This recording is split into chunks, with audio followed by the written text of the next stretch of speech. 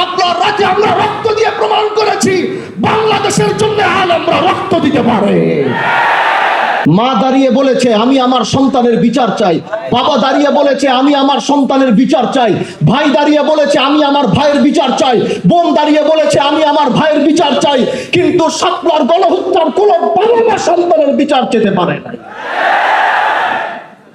সেই ছিল 5 মে। সেই শাপলার ইতিহাসের একজন বাবা ঠিক মতো দাঁড়িয়ে, একজন ভাই ঠিক মতো দাঁড়িয়ে, একজন মা ঠিক মতো দাঁড়িয়ে তার সন্তানের বিচার চেতে পারে নাই। এরকম 17 বছরের জিনজালে আমাদেরকে আবদ্ধ করে রাখা হয়েছিল। কিন্তু সেদিন যদি সবাই একসাথে কাঁধে কাঁধ মিলাতো, 13 সালেই সেই ফেসিবাদের মুক্ত করতাম আমরা বাংলাদেশকে। কিন্তু আমরা সেটা পারিনি। এজন্য প্রিয় ভাইরা আমার, প্রিয় ভাইরা আমার, প্রিয় ভাইরা আমার, এই শাপলা আমরা ধারণ করি। শাপলার রাতে আমরা রক্ত দিয়ে প্রমাণ করেছি বাংলাদেশের জন্য আলেমরা রক্ত দিতে পারে। আমরা এই শাপলাকে সারা জীবন ধারণ করে রাখবো। বাংলাদেশের স্বার্থে, দেশের স্বার্থে, ইসলামের স্বার্থে যখনই প্রয়োজন হবে এই শাপলা তখনই দাঁড়িয়ে ইসলামের পক্ষে আওয়াজ তুলবে।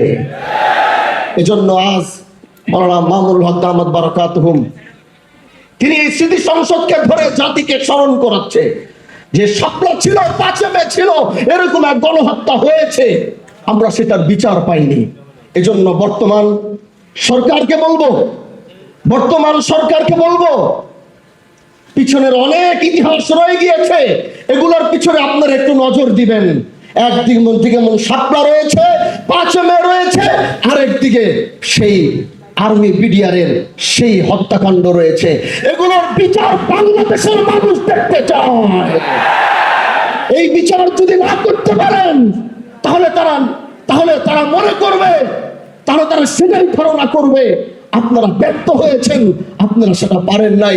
এজন্য আজ শাপলা স্মৃতি সংসদ থেকে সবাইকে সামনে নিয়ে হাজী শরিয়তুল্লাহর বংশের একজন সন্তান হিসাবে, বাংলাদেশের একজন সংসদ সদস্য হিসাবে বলছি, আমরা আগামীতে এই 5 মের গণহত্যার বিচার গোটা দেশের সামনে দেখতে চাই এবং সেটা রায় করতে হবে। সেই রায়ের বাস্তবায়ন বাংলাদেশের আলেম সমাজ, ছাত্র সমাজ, সর্বস্তরের মানুষ দেখতে চায়। কি বলেন ইনশাআল্লাহ? এই বলে আমি আমার বক্তব্য শেষ করছি। ভালো থাকবেন, সুস্থ থাকবেন। নাসরুম মিনাল্লাহি ওয়া ফাতহুন করিম ওয়া বাশশিরিল মুমিনিন।